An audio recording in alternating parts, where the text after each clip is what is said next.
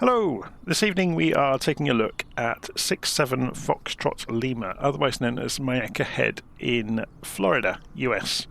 So let's go and have a little look at the Navigraph chart to figure out where we are. So you can see the little aeroplane next to the airfield down here. If we zoom in, we can see the layout of the runway. It's a grass strip. So if we zoom out, you can see where it is in relation to the rest of Florida. So we're a little way to the east of Lake Manatee. And just over further to the west of us is the Sarasota Bay. Okay, so it gives you some idea of where we are. It's available from Orbx, so you can see down here it's not very expensive. And let's go and have a look around the airfield. So if we go and use the drone camera, we'll pan around from a high altitude first, so you get to see it. So there's the grass strip. It's rather interesting. They've modelled it really nicely, actually. If we come down to the road down here, alongside the airfield, you can see there are cables in the way of the approach. Yeah? But luckily they have got markers on them, so you can see the cables on approach. So we will do a circuit round and see it from this direction, so you'll see what that looks like from the air during the approach.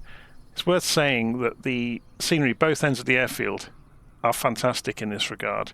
So obviously you can see here the cables are modelled for quite some distance actually along the road nearby.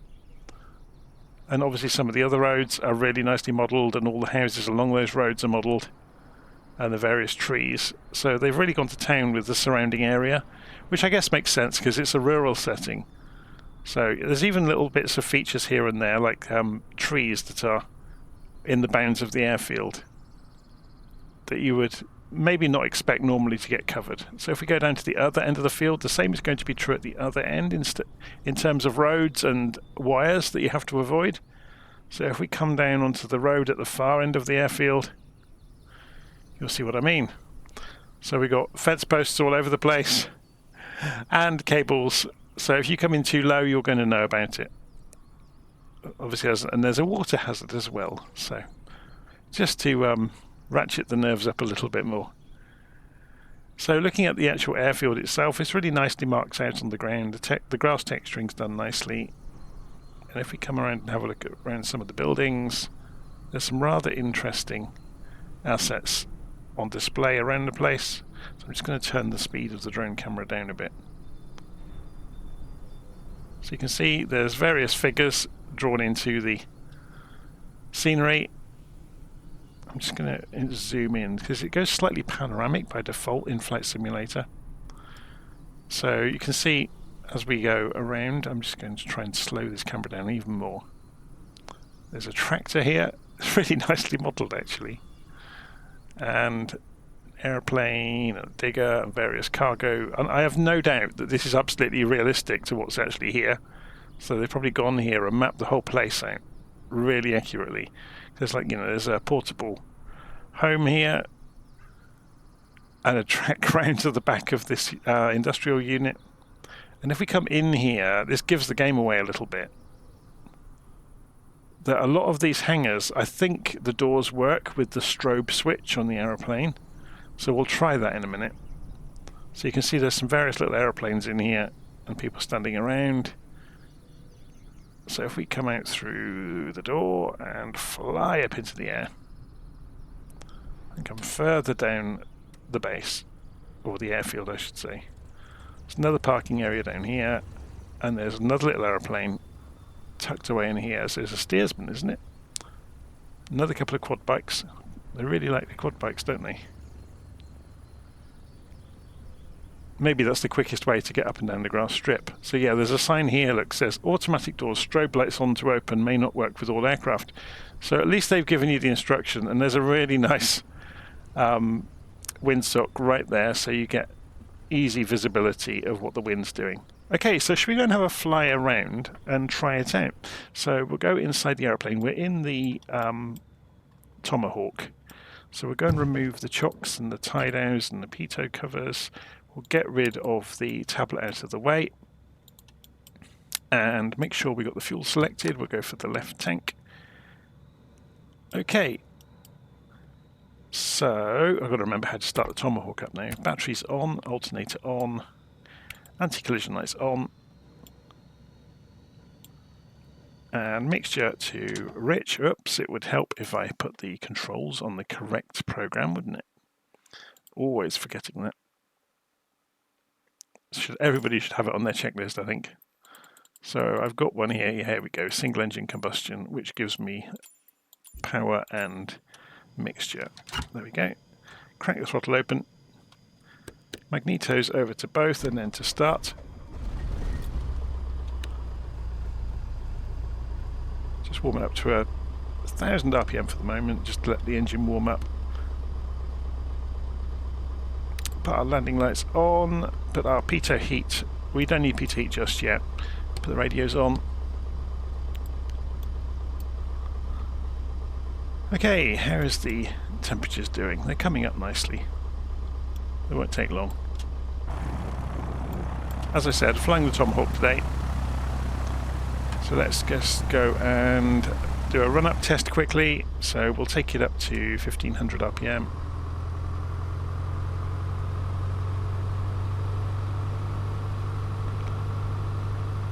And left. And that's dropping down to 1,400, sorry. Back up to 15, so right is 1,400. And then both brings it back to 15. Yeah, it's all looking fine. Okay, put the yoke back on. Pitot heat on, and let's go for a taxi.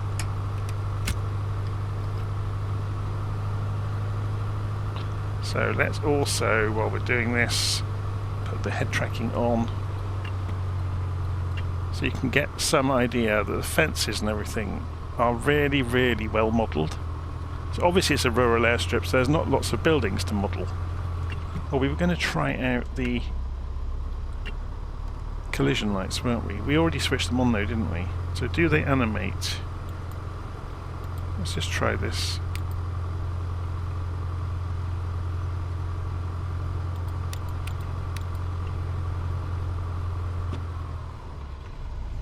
Maybe not.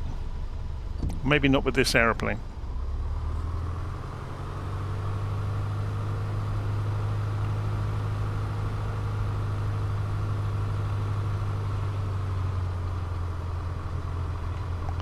Okay, which way was the wind? Okay, so we ought to turn around the other way then.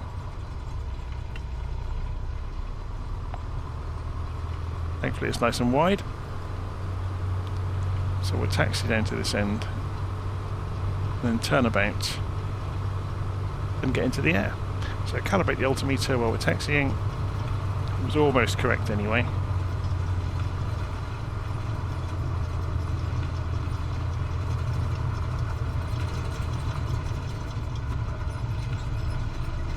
It's quite interesting, there's some cows in the fields here and there. They're animated. But they seem to be quite happy chewing the grass most of the time.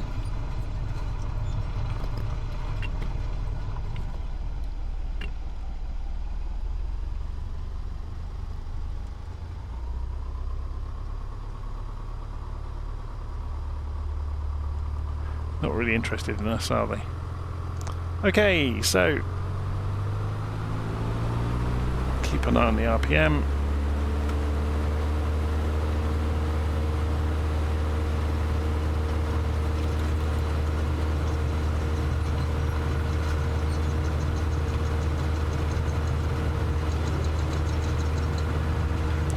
Oh, it's wiggling around in that crosswind a little bit. There we go. We've got some speed. Pull back, and we're into the air. The Tomahawk's a bit of a so-and-so in crosswinds. It's controllable, but it has a propensity to fly sideways.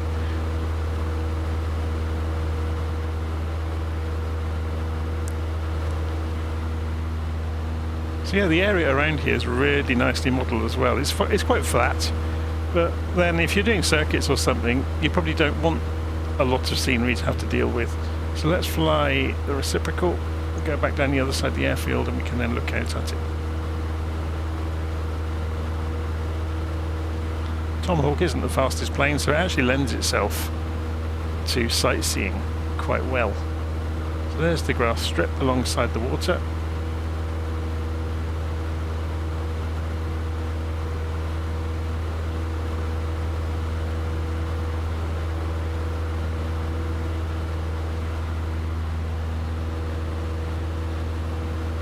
So you can obviously use the water as a visual reference.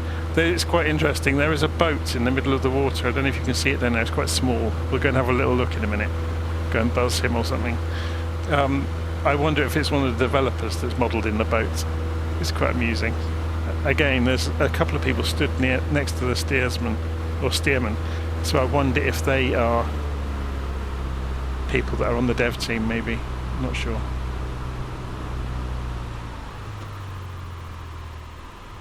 Okay, let's bring this back round. And you'll get to see the cables.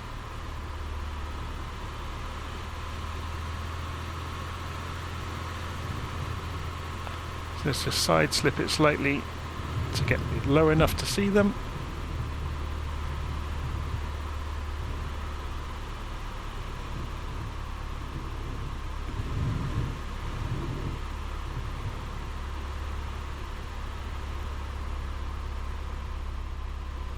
Very cool, isn't it? Let's fly low along the runway so we get to see the cables at the other end as well. A little look in at the hangars as we pass by.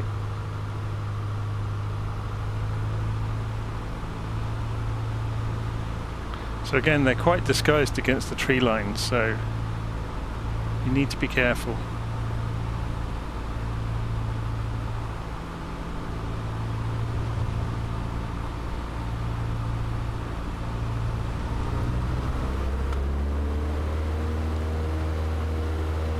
Yeah, the fence posts in the fields make all the difference. They make it so much more believable.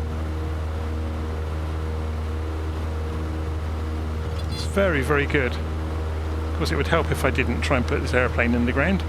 Let's try and fly it somewhat accurately for the next minute or so. I keep forgetting the Tomahawk isn't the most powerful of aeroplanes. You do have to give it some respect. You can't just point it and open the throttle.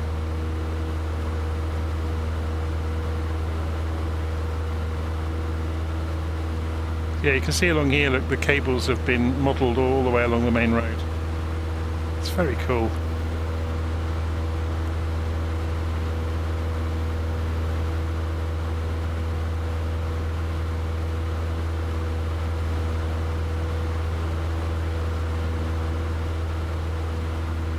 As I said when we were looking at the map at the start, it's only a few miles out to Sarasota, so you could obviously use this as a jumping off point to go doing some hopping around different airports in the vicinity. That wind is really throwing us around. So you see the airfield over there, so we're going to turn right and then loop in for a quick approach.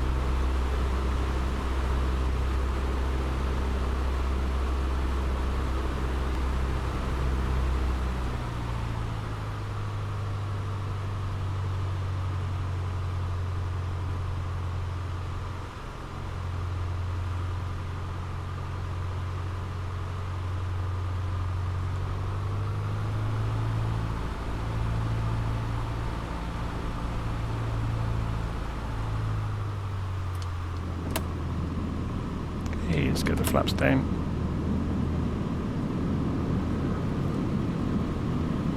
Yeah, look at that crosswind pushing us, it's gusting. And we're having to crab back into it. Look, it suddenly got the wind up as we made that turn. That was interesting. Yeah, you can see the windsock is almost horizontal now. It was hanging down a little earlier. The wind has suddenly got up. So what we can do to avoid damaging the aeroplane is maybe side slip it in.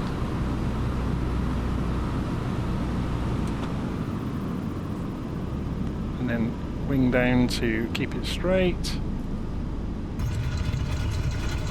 Yeah, that was not a pleasant landing.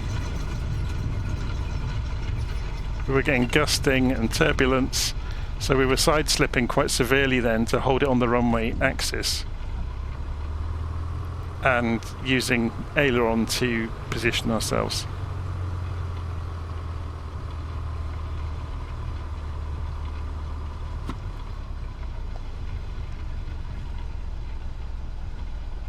Okay, where can we park? Next to this little Cessna. Is there 152? Looks like it, doesn't it? Or something similar. Maybe a 140.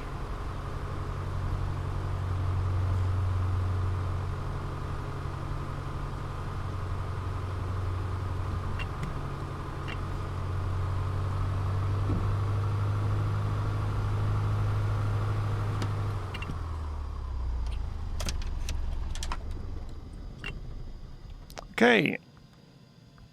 That was all good fun, wasn't it? Where's the off button? And turn the various lights off. Turn the mags off. Turn the power off. And we can open the door. We have to unlock it above, don't we, in this one? There we go. Okay, so if we have a look outside. Oh, that was a bit tight, wasn't it? I think we probably clipped wings there. But yeah, so this is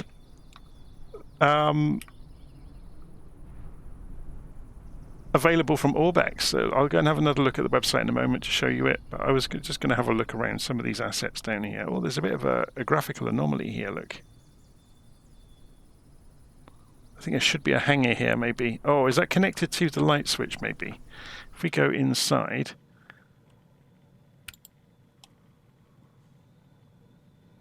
Nope, there's a graphical anomaly there.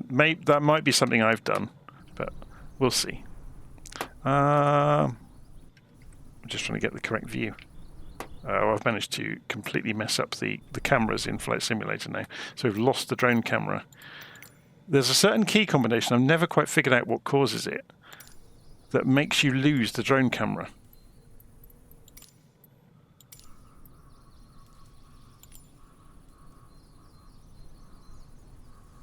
Yeah, it's completely gone, look. How odd. Showcase, free camera, camera drone, there we go. So if we go and have a look around, what on earth a Huey is doing here is anyone's guess. There's a couple of ultralights there. Is it a 172 over there on floats? There's a truck in the trees. But yeah, it's a fascinating place. So let's just go and have a look back again at the website. So that's 67 Foxtrot Lima Myakka Head airstrip, available from Orbx. As I said at the start, it's just east of Sarasota in Florida. So it's great to go flying around here. And obviously if you go to the east, you've got some hills to go explore around as well, which is always good fun. So this is Navigraph, by the way. So we're using the FAA charts, which are now part of Navigraph, which if you're flying around the US are actually really great. Okay, I'm going to leave it there. So if you're interested in that one, again, Myakka Head airstrip, and you can see it's modelled really nicely. It's very, very reasonably priced.